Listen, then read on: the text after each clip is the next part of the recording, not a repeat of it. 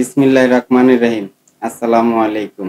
আমি মোহাম্মদ জসিম ব্যাপারী মহানগর যুব দলের পক্ষ থেকে জানাচ্ছি ঈদ মোবারক। আমি একজন সমাজসেবক এবং ব্যবসায়ী। দেশবাসীকে জানাই এবং নারায়ণগঞ্জবাসীকেও জানাই পবিত্র ঈদুল আজহার শুভেচ্ছা। সামনে ঈদ, আমরা সবাই কোরবানি দেব। যার যেরকম তৌফিক আছে সেরকমই দেব।